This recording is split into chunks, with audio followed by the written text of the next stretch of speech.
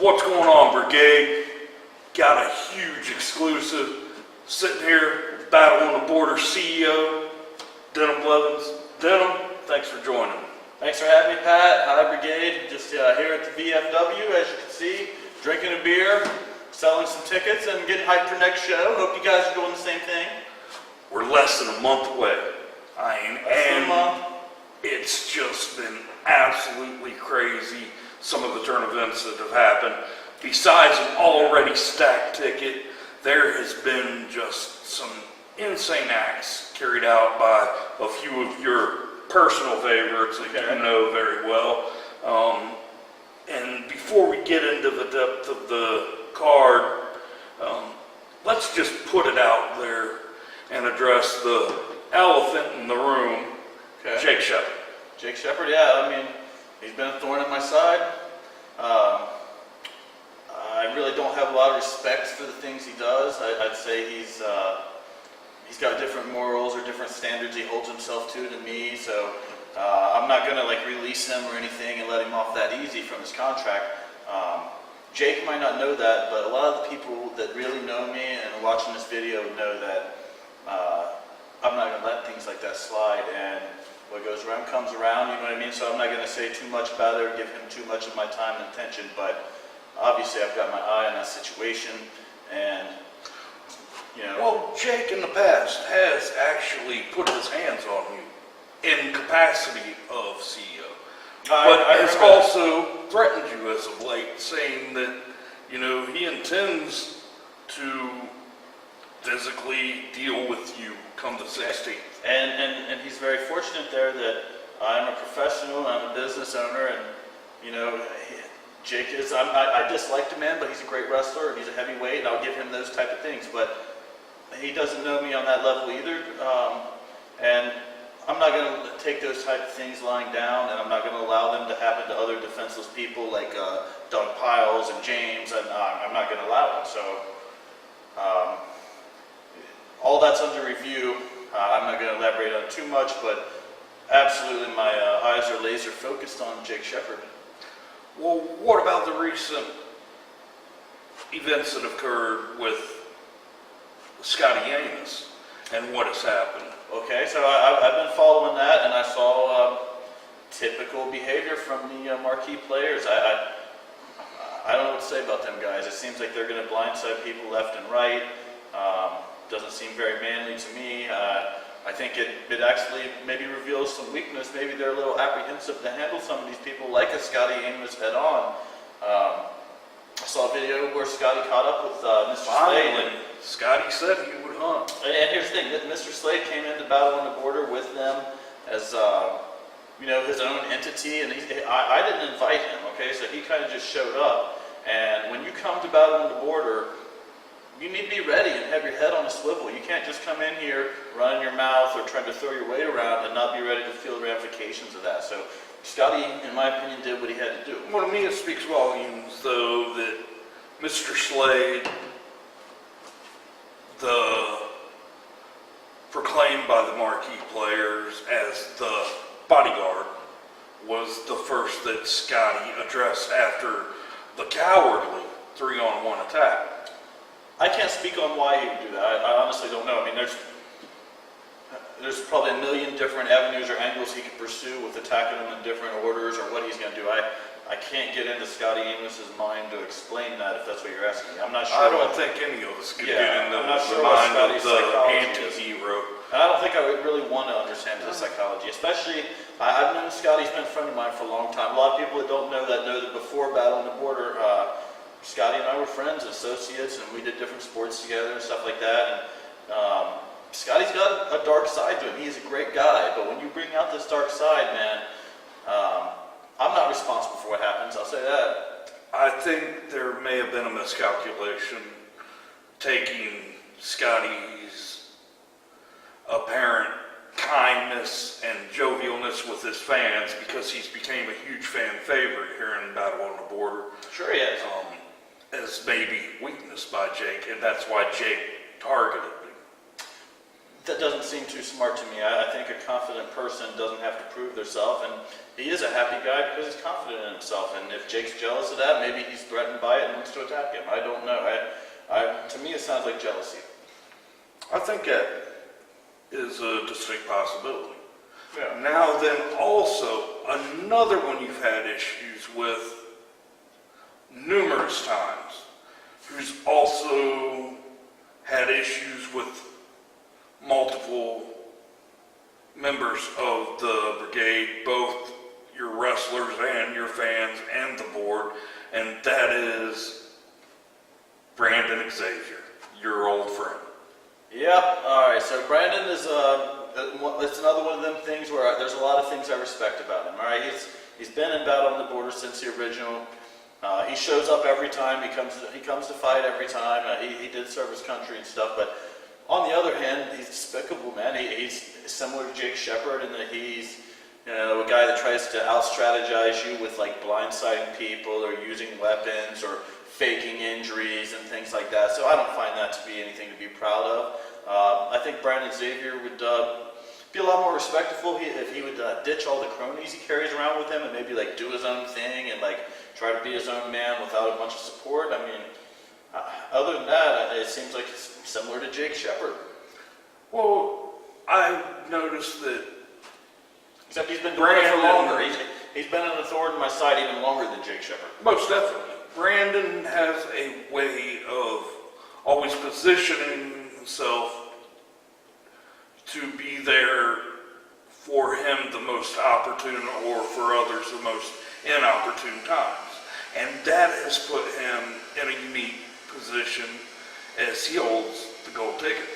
Yes, he does. I'm interested to see what he's going to do with that. I've heard him mention Johnny Knockout a bunch of times.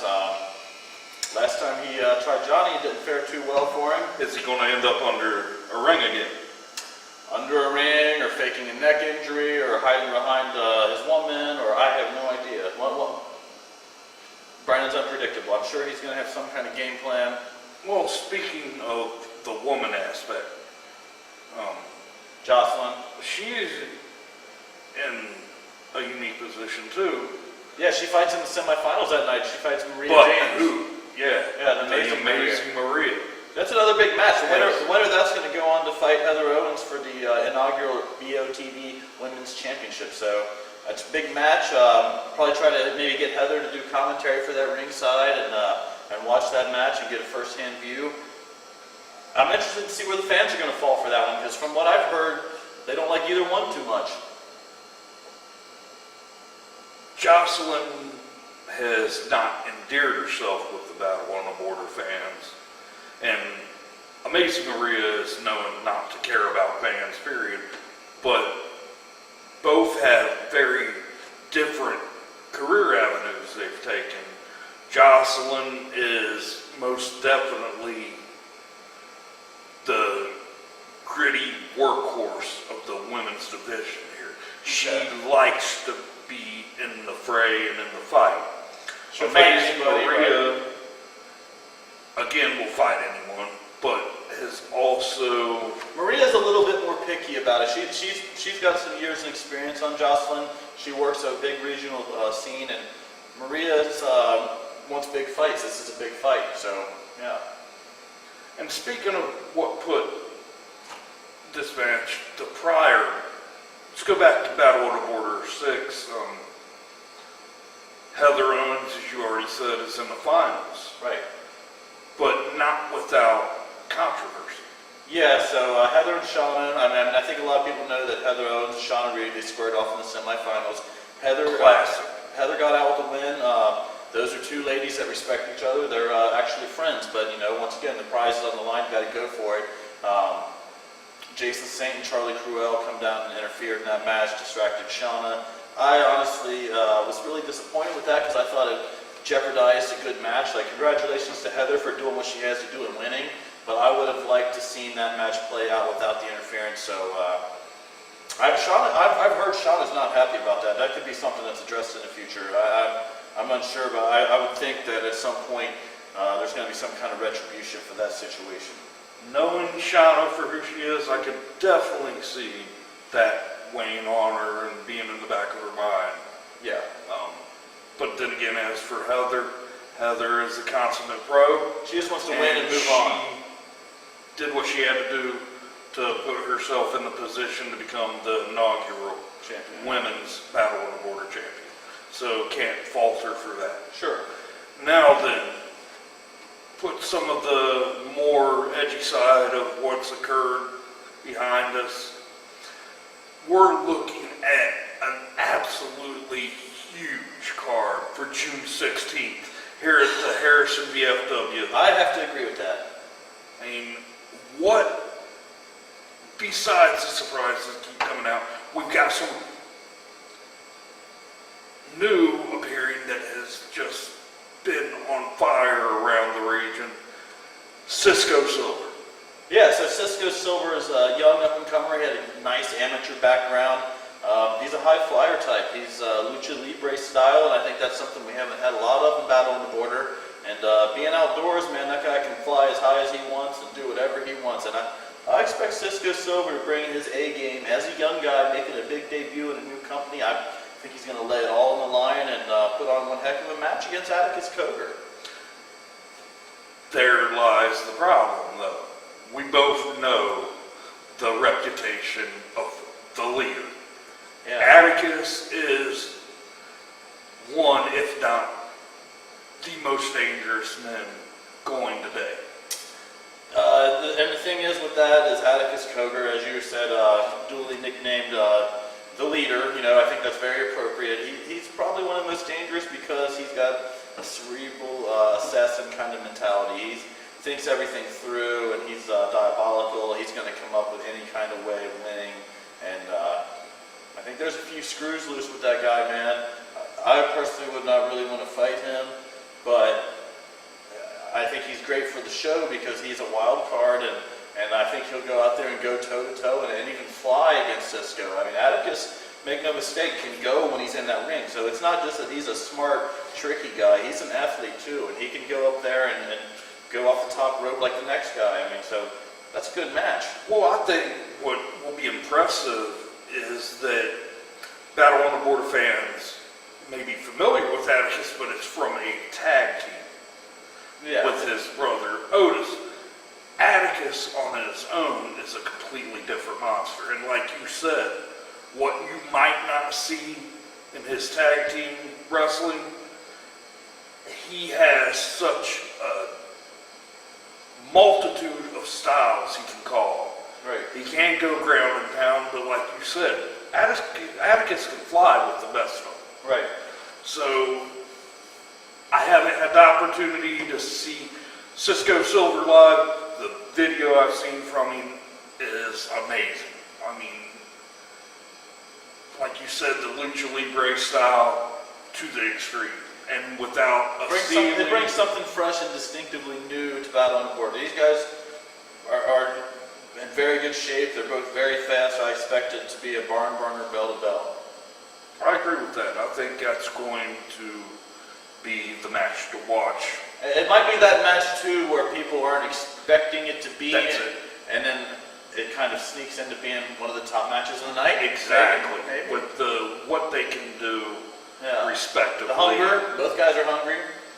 And I know Atticus comes back to the greater Cincinnati, Ohio, Indiana border with a real sour taste in his mouth after his last appearance. Yeah, he lost in his debut. I think that's happened to probably a lot of great athletes. You know, first time on the big show or come up a little short, but I wouldn't have invited him back if I did see something, and he performed extremely well that night. And that, once again, was a great match. Came up just a bit short. Now he's back for another crack at it. Now then, want to address something that is going to be as much a battle between two different mindsets from the same school as student versus teacher, but Yeah. also a breaking away from someone who globally has established himself and pretty much spread their wings from their humble, small-town roots. So it's clear we're talking about the WWE Hall of Famer Ricky Morton and Rock and Roll Express. yeah, Ricky Morton. 2017 class WWE and One of the greatest tag team wrestlers in the history of the sport. yeah, some would say the best. So obviously, yeah. And his opponent's Chase Owens. Chase Owens is, in my opinion, Ricky's #1 student. Chase is a 28-year-old guy that spends most of his time in Japan or Canada or Australia. He's not even in the United States too often. So this is like a Bullet Club member. I mean, this is just Bullet Club. In my opinion, Morton Owens would main event almost any card in the country any night. You know, that's a huge fight. A huge fight. I think it's going to be a good chemistry match because they know each other like the back of their hand. And honestly, I think whichever guy wins that is going to be sitting toward the top 5 contenders in the company, really. Well, we know that Ricky Morton has always been a man of honor, but he has that fire inside when pushed. That small Southern boy, small dog in a big dog's fight. Always been considered that. Absolutely.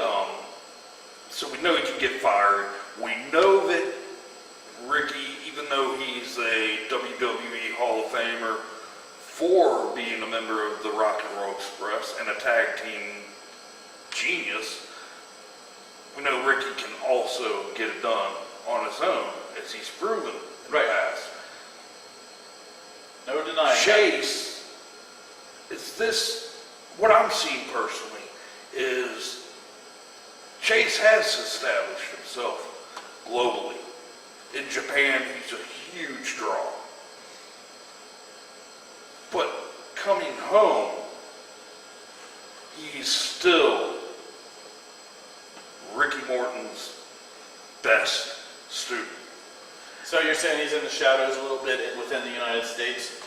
I could see that, and that's probably one of the reasons he took the match. I mean, I'm sure he thinks he can change that image and that projection and that narrative and make it the Chase Owens story. I'm sure Chase Owens is coming that night to win. He expects to take Ricky Morton out back behind the shed, I think, and put a bullet in his head. That's what I seem to envision myself, is that Chase coming home has done everything, been everywhere, but he's never been able to be the highlight at home, and this is his opportunity to break out from the shadow. I agree with that. Like I said, I feel that's going to be his plan. I think that's what he's going to be targeting, and I don't think he's going to have any kind of sympathy for Ricky because Ricky's an older guy. He's going to say, Ricky is still doing this for a reason. I'm going to go in there with a game plan and take him out.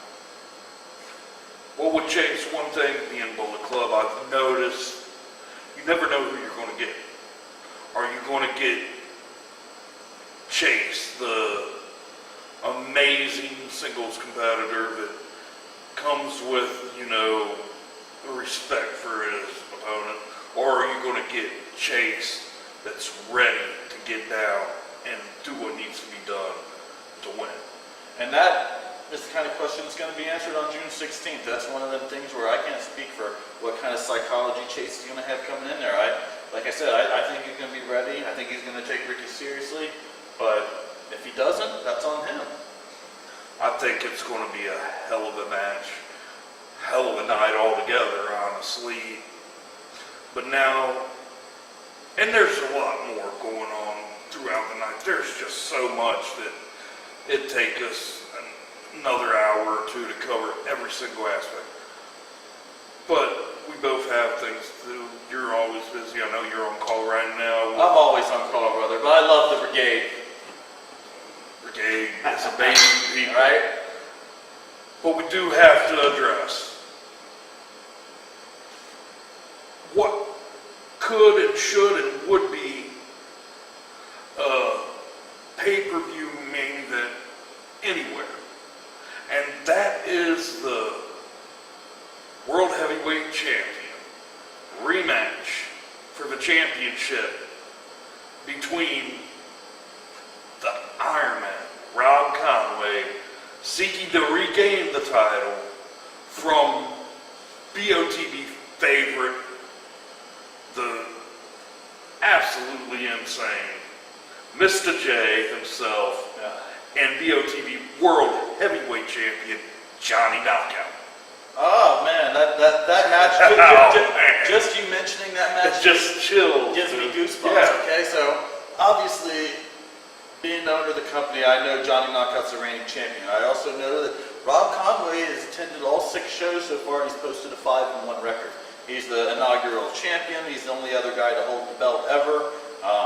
There was some controversy with the ending last time. I mean, I know the fans love John, but if you remember, John sprayed some mist in Rob Conway's eyes, so that's another thing where... Allegedly. Allegedly, yeah, Rob deserves that opportunity. To me, Battle on the Border's first 2 years, those 2 guys, as much as anybody, have taken the banner of the company and ran with it. They've represented us well in the public. They've done very proudly, and I think they deserve this main event slot. They're 1-1 against each other. If you remember, when Conway got the belt, he pinned JKO in a triple threat. Yeah.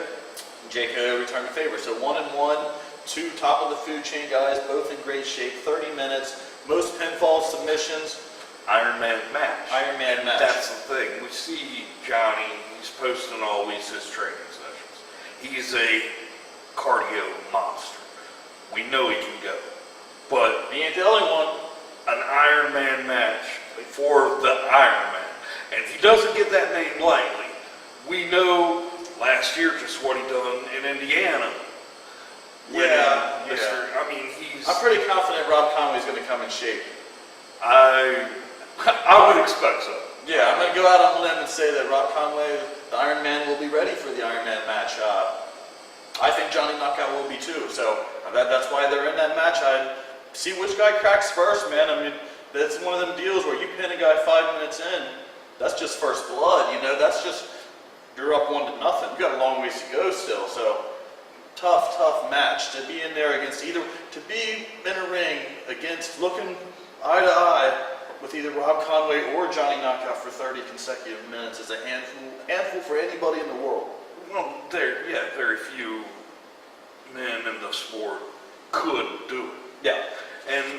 But I went over this match, and knowing both Rob and Johnny, I've tried to go over this match, and you have 2 men whose will is just extreme. You have 2 men whose confidence in their own ability is off the charts. And if you've noticed, that's one of the things, these 2 actually haven't talked too much trash to each other. I think that they both realize that this is 2 bulls locking horns.